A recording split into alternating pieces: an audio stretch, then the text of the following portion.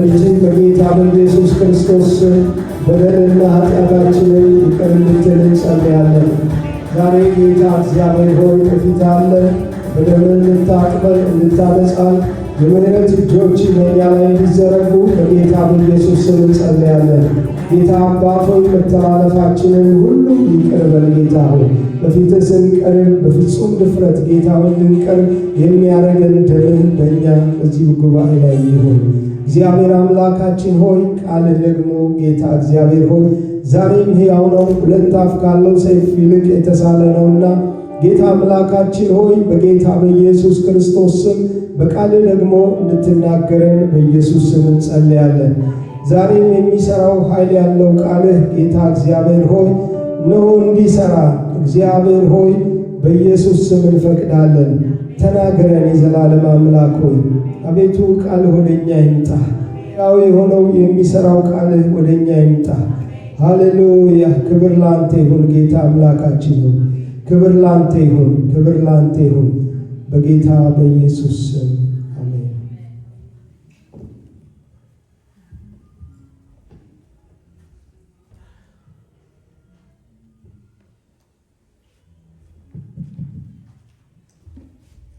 እግዚአብሔርን እናመሰግናለን። ዛሬ የምንከፋፍለው ከትንቢተ ዕንባቆም ምዕራፍ 3 ቁጥር 2 እና 3 ላይ ያለውን አንብቤ እንደገና አነቃቃን በሚል ርዕስ እግዚአብሔር ቃል እናያለን። እግዚአብሔር እንደገና ያነቃቃን። አሜን። ክብር ለአምላካችን ለእግዚአብሔር ይሁን። እንደዚህ ይላል ዕንባቆም ምዕራፍ 3 ቁጥር 2 እና 3 አቤቱ ዝናህን ሰምቼ ፈራሁ። አቤቱ በዓመታት መካከል ሥራህን ፈጽም። በዓመታት መካከል ትታወቅ። በመዓት ጊዜ ምሕረትን አስብ። እግዚአብሔር ከቴማን ቅዱስም ከፋራን ተራራ ይመጣል። ክብሩም ሰማያትን ከድሯል፣ ምስጋናው ምድርን ሞልቷል ይላል። እንግዲህ ነቢዩን ዕንባቆም እንደምታውቁት ነቢይ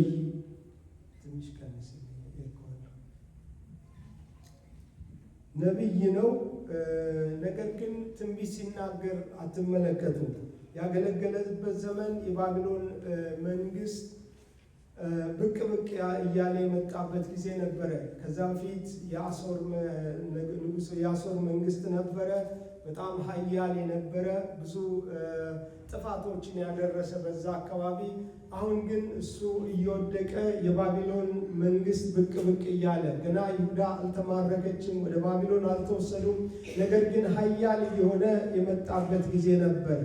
በይሁዳ ምድር ደግሞ በጣም ከፍተኛ የሆነ በደል የነገሰበት፣ በደል የተስፋፋበት፣ ፍርድ የተጓደለበት፣ ሰዎች እንደፈለጉ የሚያደርጉበት፣ ሀብታሙ ድሃውን የሚረግጥበት፣ የሚጨቁንበት ጊዜ ነበር እና ዕንባቆም ነቢይ ነው እንዳልኳችሁ፣ ግን ይከራከራል ከእግዚአብሔር ጋር ሙግት ይዟል።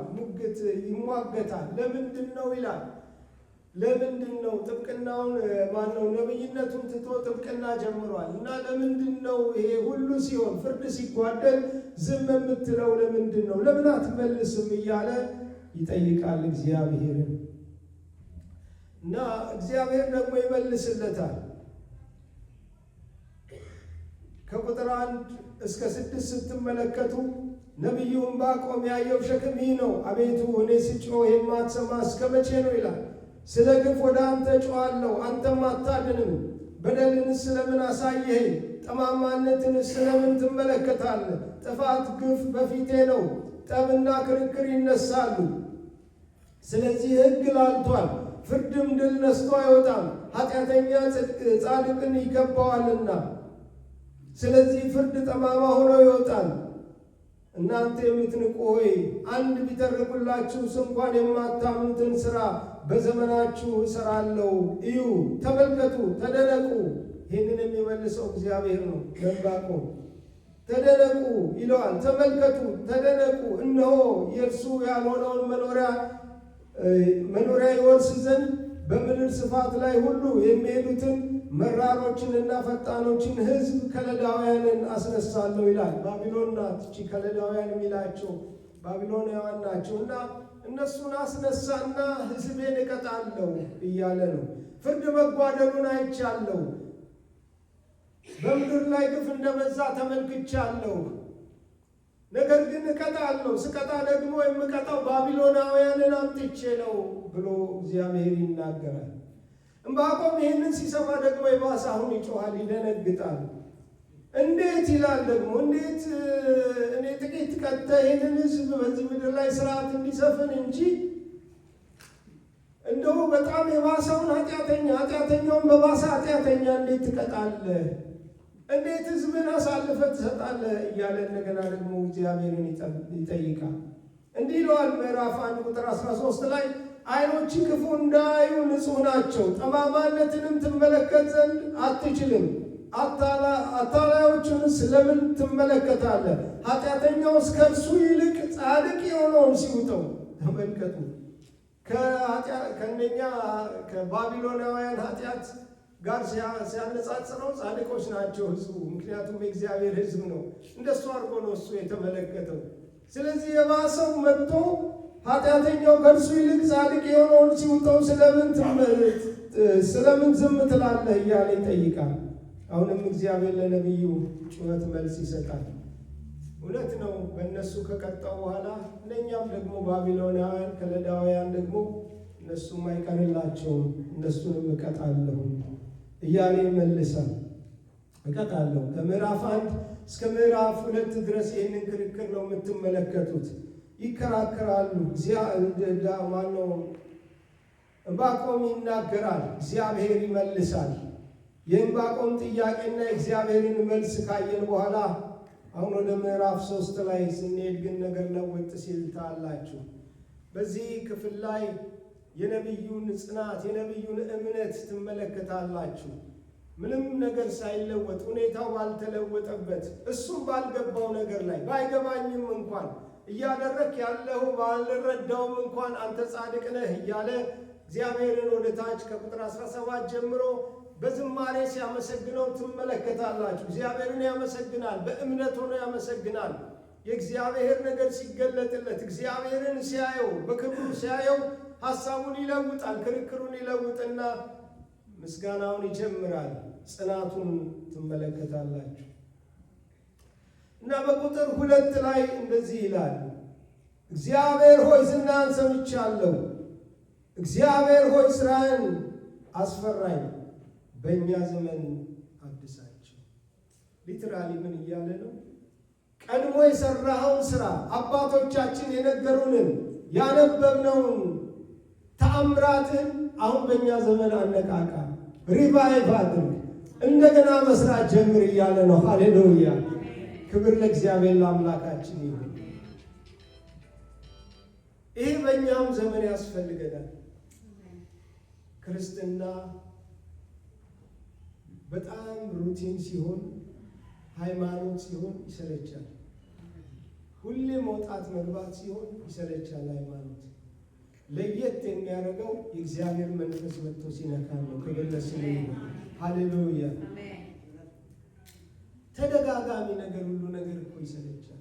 ሃይማኖታዊ ስርዓት መፈጸም ሰዎች እንደፈለጉ የሚሆኑበት ጊዜ ያልጠራበት ጊዜ ነው።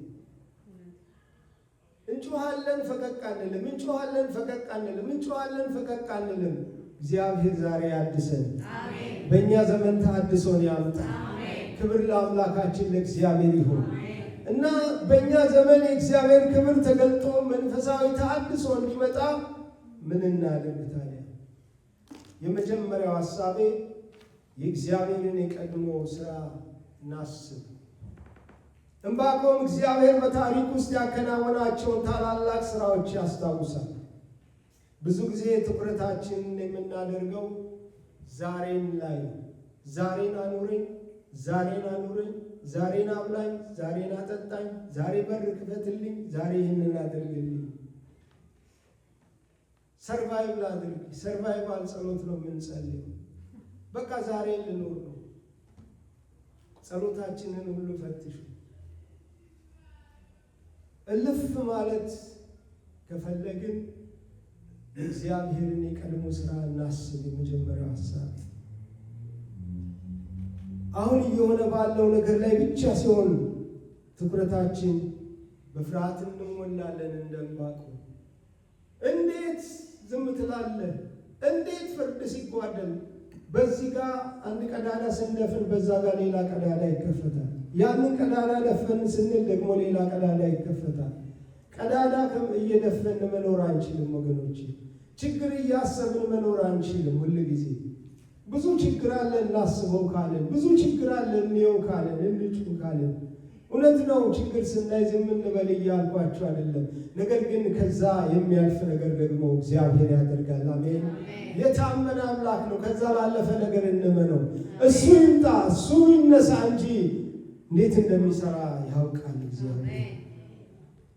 የቀድሞውን እግዚአብሔርን ታላላቅ ስራዎች ስናስብ እግዚአብሔር ዛሬም ሁሉን ቻይ የሆነና የማይለወጥ አምላክ እንደሆነ ለጠላቶቻችንም ለሁኔታዎችም እየነገርን ነው፣ እያወጅን ነው፣ በአየሩ ላይ እየተናገርን ነው። እግዚአብሔር ቀድሞ በሕይወት ይህንን አድርጓል። ቀድሞ በምድሬ ላይ ይህንን አድርጓል። እግዚአብሔር ይህንንና ይህንን ሰርቷል።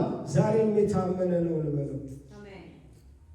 የቀድሞውን የእግዚአብሔርን ሥራ ማስታወስ ዛሬ የሆነ ያለው ነገር ባይገባንም እንኳን እንደምባቀው እየሰራ ያለው ነገር አይገባኝም ይላል እኮ ይከራከራል። ምዕራፍ 1 እና ምዕራፍ 2 ላይ ምንድነው እየሆነ ያለው? አይገባኝም። አንተ ቅን ነህ፣ ቅን ፈራጅ እንደሆንክ አውቃለሁ። የማየው ነገር ግን ግራ ገብቶኛል። ፍርድ ላልቶ ይወጣል፣ ሰዎች እንደፈለጉ ይሆናሉ። እየተከራከረ ነበረ የቆየው። ነገር ግን እግዚአብሔርን የቀድሞ ስራ አሰበና ምዕራፍ 3 ላይ ሲመጣ እነኛን የቀድሞ ስራዎችን ዛሬ ማስብ በእኛ ዘመን እንደገና አነቃቃ ሲል ትመለከታላችሁ። ሃሌሉያ። የቀድሞ የእግዚአብሔር ስራ ማስታወስ ዛሬ የሆነ ላለው ነገር ኃይል ይሆነናል።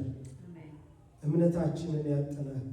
በእግዚአብሔር ላይ መታመናችን ለጌታ ያለን መሰጠት እየቀነሰ ሲመጣ ወደኋላ ተመልሰን በጌታ ጸጋ ያለፍንባቸውን መንገዶች ማሰብ ያስፈልገናል። ልናስባቸው የሚያስፈልጉ እግዚአብሔር በሕይወታችን የሰራቸው ብዙ ነገሮች አሉ። ጌታን ስንቀበል የነበረንን ሐሴት፣ በመከራ ውስጥ ስናልፍ የረዳንን ጸጋ፣ መሄጃ ባጣንባቸው አጣብቂኝ ጊዜያት ጌታ ከእኛ ጋር ሆኖ ያሳለፈንን መንገዶች ሁሉ እናስብ፣ አጣብቂኞቹን እናስብ።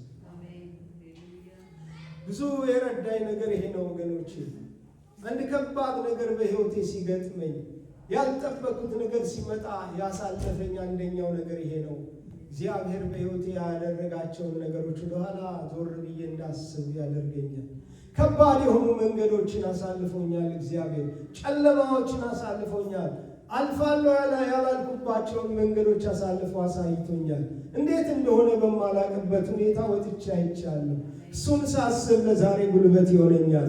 ዛሬም በዙፋኑ ላይ ላለሁ። ሃሌሉያ! ክብር ለእግዚአብሔር አምላካችን ይሁን። ዛሬም በዙፋኑ ላይ ይሰራል፣ ይታደጋል። ሃሌሉያ! አሳፍ እንደዚህ ብሎ ይዘምራል። የድሮውን ዘመን አሰቡ ይላል ምዕራፍ 77 መዝሙር 77 ቁጥር 10 ላይ የድሮውን ዘመን አሰቡ፣ የዘላለሙን ዓመታት አሰቡ። አጠናጠንኩም፣ በሌሊትም ከልቤ ጋር ተጫወቱ፣ ነፍሴንም አነቃቃኋት ይላል። ነፍሳችን የምትነቃቃው የእግዚአብሔርን ሥራ ስታስብ ነው። የምድሩን ነገር ስታስብ የሚያስቆዝማት ብዙ ነገር አለ፣ ቁዘማ ነው። ነገር ግን የሰማዩን ስታስብ ነፍሳችን ትነቃቃለች። እግዚአብሔር በሕይወታችን ያደረጋቸውን ነገሮች ስናስብ፣ ታምራቱን ስናስብ ያነቃቃናል እግዚአብሔር። ክብር ለአምላካችን ለእግዚአብሔር ይሁን። ክብር ለአምላካችን ለእግዚአብሔር ይሁን። እንዴት አለፍን ብለን የማይገባን መንገዶች ያሳለፈን ደግሞ በእኛ ብቻ አይደለም። በታሪክም ስናነብ እንደገና መጽሐፍ ቅዱስ ውስጥ በዕብራውያን 11 ላይ የምናያቸው እንዴት ይታለፋል የሚባል መንገድ አሳልፈዋቸዋል። ሃሌሉያ! መጽሐፍ ቅዱሳችን ውስጥ ብዙ ምስክሮች አሉ። እንደ ደመና በምስክሮች የተከበብን በዙሪያችን ከበውናል። እነሱንም እያየን እንጽናና። እግዚአብሔር ትናንትና ዛሬ እስከ ለዘላለም ያው እግዚአብሔር የቀድሞ ተአምራቱን እንድናስብ ይፈልጋል። በአንደኛ ዜና ምዕራፍ 16 ቁጥር 12 እስከ 13 እንዲህ ይላል፣ ባሪያዎቹ የእስራኤል ዘር ለእርሱም የተመረጣችሁ የያዕቆብ ልጆች ሆይ የሰራትን ድንቅ አስቡ ይላል። ዳዊት በመከራ ባለፈበት መንገድ ሁሉ ጸንቶ እንዲቆም ያደረገው የእግዚአብሔርን ተአምራት ማሰብ ነው።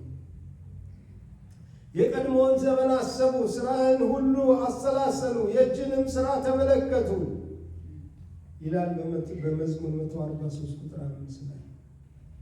ጎልያድን የሚያህል ግዙፍ ጃይንት እንዲገጥም ያደረገው፣ በድፍረት ሄዶ እንዲገጥም ያደረገው እግዚአብሔር በእረኝነት ቦታ ሆኖ ያለማመደው ድፍረት ስለሆነ ነው።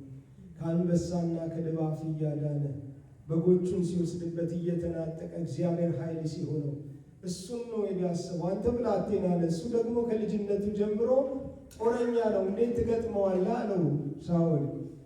ሰውነቱን ፊዚካል አፒሪያንስ አይቶ ነው የሚያምነው፣ በሱ ነው የሚመራው ሳኦል። አይደለም ጌታ፣ አንድ ነገር ልንገርህ፣ እንደውም በቃ ብላቴናነቴን አትይ። የአባቴን በጎች ስጠብቅ በግና አንበሳና ድብ ይመጣ ነበር በጎቹን ሊነጥቅ። የዛን ጊዜ ሄደና መተዋለሁ፣ አስጥለዋለሁ አለ። ሃሌሉያ! ክብር ለእግዚአብሔር ለአምላካችን ይሁን። በልቡ ነው ጎልያድን ቀድሞ ያሸነፈው፣ ምክንያቱም እግዚአብሔር ያደረገውን ስራ ስላሰበ፣ የእግዚአብሔርን ተአምራት ስላየ። ያያችሁት የእግዚአብሔር ነገር አለ። እግዚአብሔር አስደንቋችሁ ያውቃል፣ አሳልፏችሁ ያውቃል። ከሱ በስተቀር ሌላ ሰው ሊሰራ የማይችለው እንደሆነ የምታውቁት ብዙ አጣብቂኝ ውስጥ ገብቷችሁ አውጥቷችሁ ያውቃል። እግዚአብሔር ዛሬም አልተለወጠም። ክንዱ ብርቱ ናት። ሃሌሉያ! እግዚአብሔር የተባረከ ይሁን። ክብር ለአምላካችን ለእግዚአብሔር ይሁን።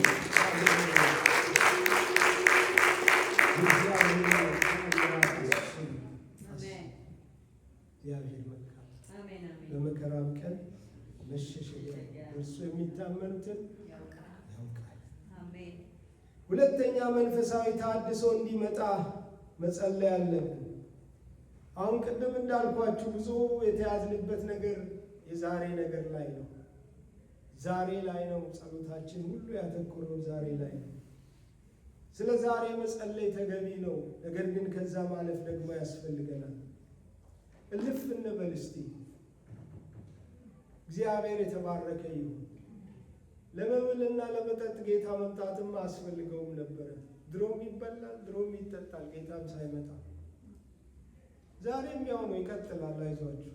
እንኳን በጌታ ሆነ ድሮም እኮ ኖረናል። እሱም በሌለበት መኖር ከተባለ ጌታ ግን ከዛ ላለፈ ነገር ነው የመጣው። ለምድር ብርሃን እንድንሆን፣ ለምድር ጨው እንድንሆን ይፈልጋል። በራሳችን ነገር ተይዘን መንቀሳቀስ አቅቶናል። ወንጌል መስበክ አቅቶናል። ሪቫይቫል ይምጣ ብለን መጸለይ አቅቶናል። መጮህ አቅቶናል። ተስፋ ቆርጠናል። በየሚዲያው ክርክራችን ሌላ ነው። በማይረባ ነገር ነው ክርክሩ። እልፍ ማለት የለም። አንዱ አንድ ይናገራል፣ ሌላው እጥፍ ይመልሳል። የሚጮህ የለም፣ የሚያነባ የለም። ይኖራሉ፣ በጥቂቶች አይጠፉም። አውቃለሁ በየጓዳው የሚጮሁ ግን ብዙ ክርስቲያን ባካኝ ሆኗል፣ መባከን ሆኗል። በራሳችን ነገር ተይዘናል ወገኖቼ። ሌሎችም ቦታዎች ኢትዮጵያ የተለያዩ ቦታዎች የማገልገል እድል ገጥሞኛል። ይኸው ነው የሚያንቀሳቅሰው ሰውን። ትበላለህ፣ ትጠጣለህ፣ ነቢይ ትሆናለህ፣ ፎቅ ትሰራለህ፣ መኪና እንዲህ ካልተባለ ወገኖች ብዙ ቦታ አይንቀሳቀስም።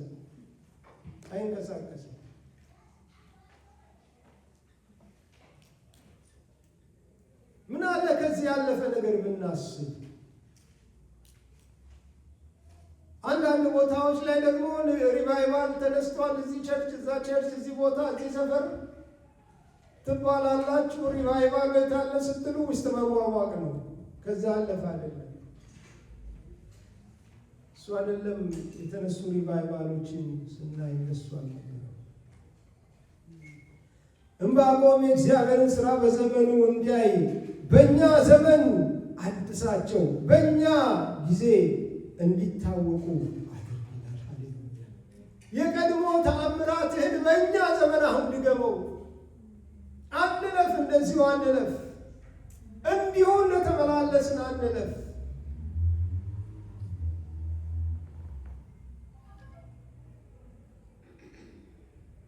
እንዲሁ ዕድሜያችን አይለቅ።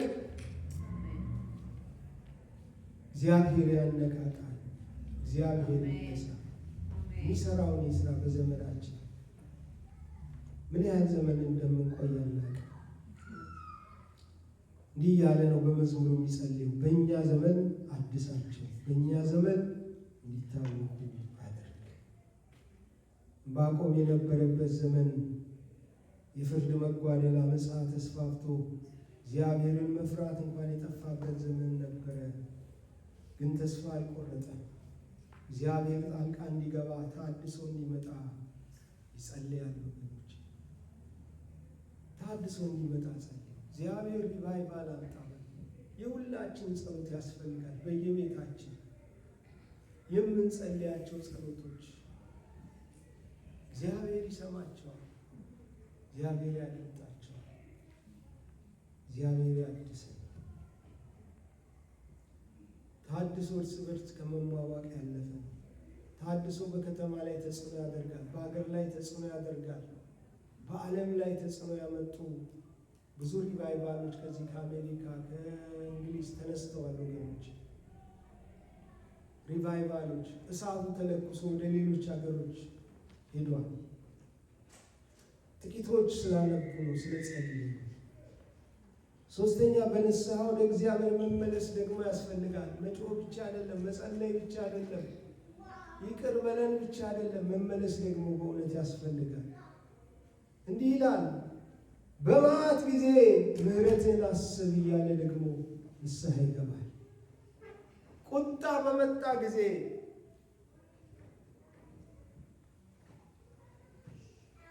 የእግዚአብሔር ፍርድ በተገለጠ ጊዜ በዚያን ጊዜ ምሕረትን አስብ። አሁን ያለንበት ዘመን ከመቼውም በበለጠ ሁኔታ ሰዎች እግዚአብሔርን የሚዳፈሩበት ጊዜ ነው። አንዳንዱንማ ለምደነዋል። ለምደነው በቃ ኖርማል ሆኗል። ምንም አይመስለንም። ብንሰማቸውም አንደነግጥም። ከክርስቲያን እንዲህ ያለው ይወጣል ከአፉ የምንላቸው ነገሮች አሁን ኖርማል ሆነውብናል። ድፍረት በዝቷል። በዓለም ያለው ብቻ አይደለም፣ በእግዚአብሔር ቤት ውስጥ መተላለፍ በዝቷል። አመፃ በዝቷል። እግዚአብሔርን የሚሰማ እየጠፋ ነው። ጥቂቶች ቢኖሩም ተውጠዋል። ጉልበት አጥተዋል። ቢናገሩ የሚሰማቸው አጥተዋል። ኮርነር ይዘዋል። እነሱ አይናገሩም። በቃ ዝም ብዬ አገልግዬ ብኖርስ ምን ቦታ የሚቸቀለው? ሃሌሉያ! ለዚህ ነው የቅድሙ መዝሙር የዘመሩት። የኢየሱስ ክርስቶስ ደም ዛሬም ከኃጢአት ያነጻል። ደሙ ኃይል አለው። ደሙ የማንጻት ኃይል አለው። ብዙ ሰዎች እግዚአብሔር ትዕግስት ስለበዛ የማይመስሏቸው የድፍረት ኃጢአት ይለማመዳሉ፣ በቤተ ክርስቲያንም ጭምር። አሁን ያለንበት ዘመን የመጨረሻው ዘመን ስለሆነ በምድር ላይ ያለውን በውጭ ያለውን አመፃ ሁሉ ማስቆም አንችልም ወገኖች፣ አንችልም። ሊሆኑ ግድ ነው አንዳንድ ነገሮች። ነገር ግን በቅንነት ሳይገባቸው እየጠፉ ያሉትን ማዳን እንችላለን፣ መመለስ እንችላለን። ሊድኑ የሚችሉትን ወንጌል የሚሰሙትን ማዳን እንችላለን። በእግዚአብሔር ቤት ሆነው የሳቱትን መመለስ እንችላለን፣ ማቅናት እንችላለን። እንጸልይ፣ በንስሐ እንመለስ።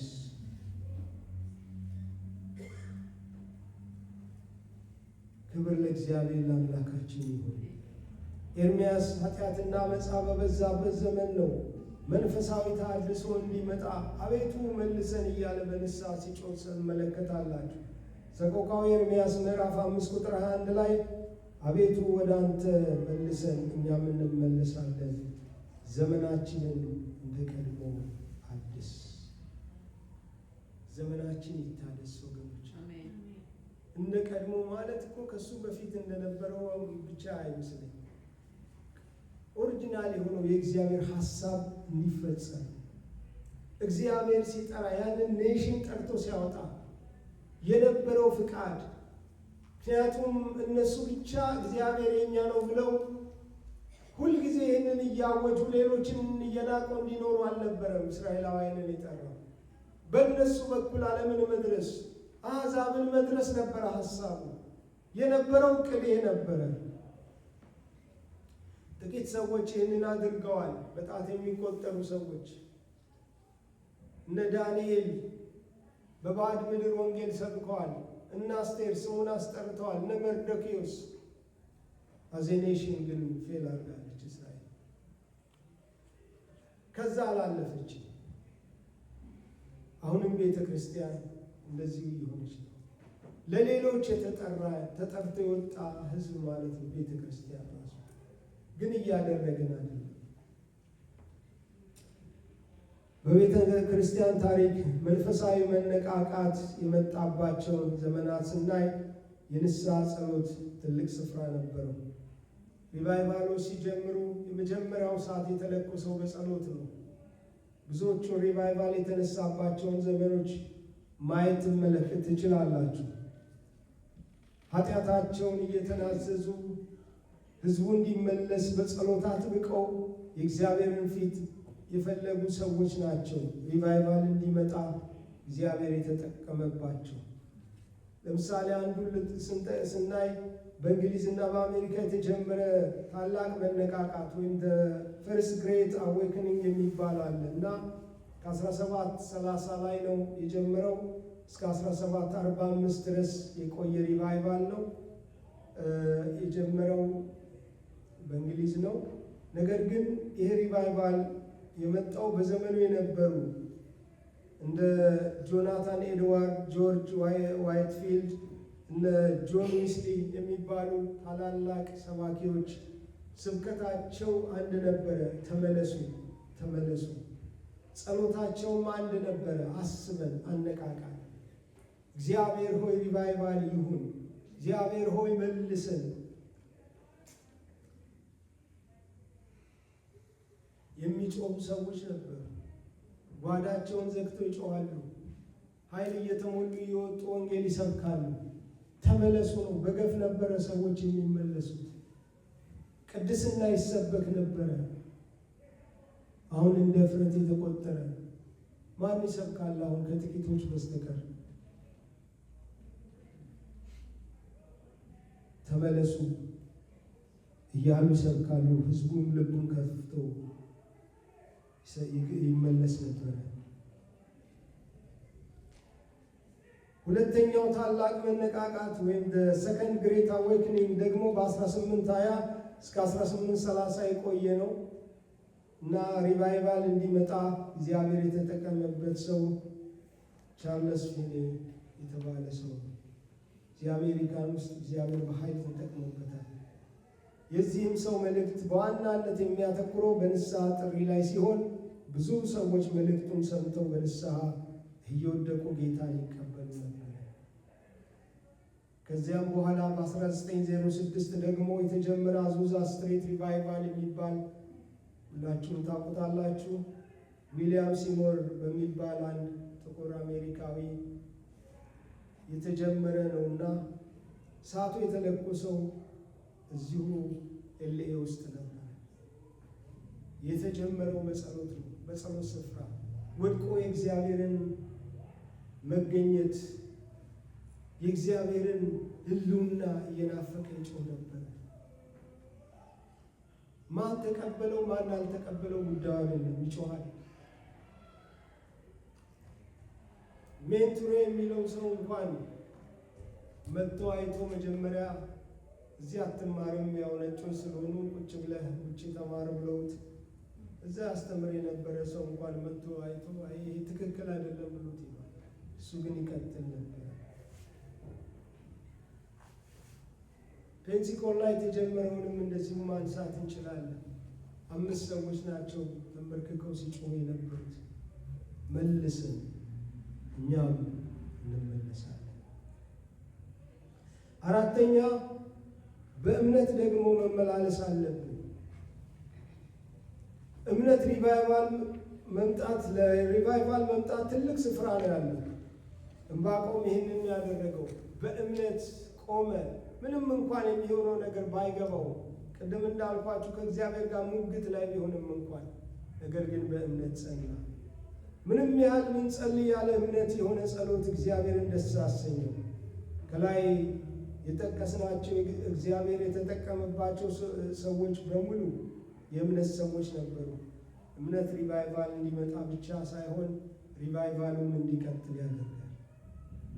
ዕንባቆም በምዕራፍ 1 እና 2 ከእግዚአብሔር ጋር ሲከራከር ነበር የቆየው። ምዕራፍ 3 ላይ ግን ክርክሩን ትቶ ሁኔታዎች ሳይለወጡ በእምነት እግዚአብሔርን ማምለክ ጀመረ። እንዲህ ይላል፣ ምንም እንኳን በለስ ባታፈራ፣ በወይን ሐረግ ፍሬ ባይገኝ፣ የወይራ ሥራ ቢጎድል፣ እርሾችም መብልን ባይሰጡ፣ በጎችም ከበረቱ ቢጠፉ፣ ላሞችም በጋጡ ውስጥ ባይገኙ፣ እኔ ግን በእግዚአብሔር ደስ ይለኛል፣ በመድኃኒቴ አምላክ ሐሴት አደርጋለሁ። ጌታ እግዚአብሔር ኃይሌ ነው፣ እግሮችን እንደ ዋላ እግሮች ያደርጋቸዋል፣ በከፍታዎችም ላይ ያስገኛል። ይሄ ቢኖር ያ ቢጠፋ ያ ባይኖር፣ እኔ ግን በእግዚአብሔር ደስ ይለኛል።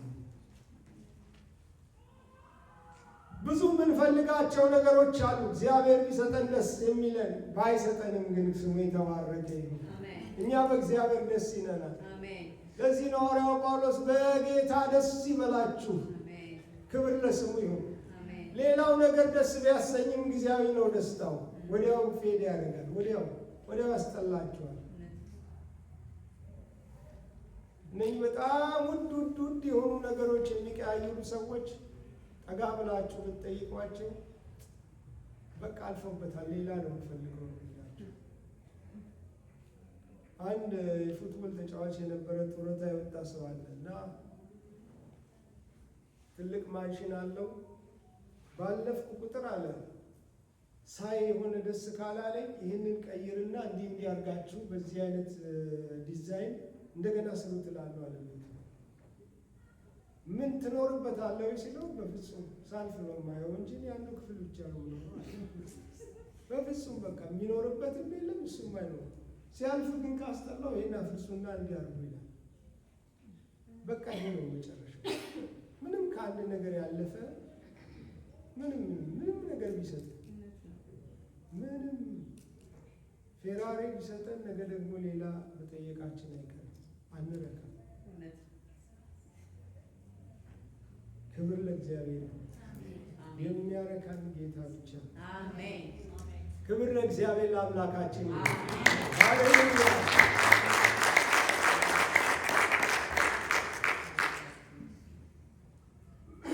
ምንም ቢኖረው አይደንቀኝም። ከሁሉ በላይ ጌታ አለ። አሜን። እዚህ ሀገር እንደመጣው ባሌ ይሰራ ነበረ ማለት ሻትል ድራይቭ ነበረ በእርግጥ ማድረገው፣ ግን ካምፓኒው አንድ ስለሆነ አንድ ስራ በዛና ባሌ ትሰራላችሁ ተብለን እዚህ ዋሪየርስ ጌም ተጠራን እና አንድ ሰው አመጣና መኪናውን አቆመ።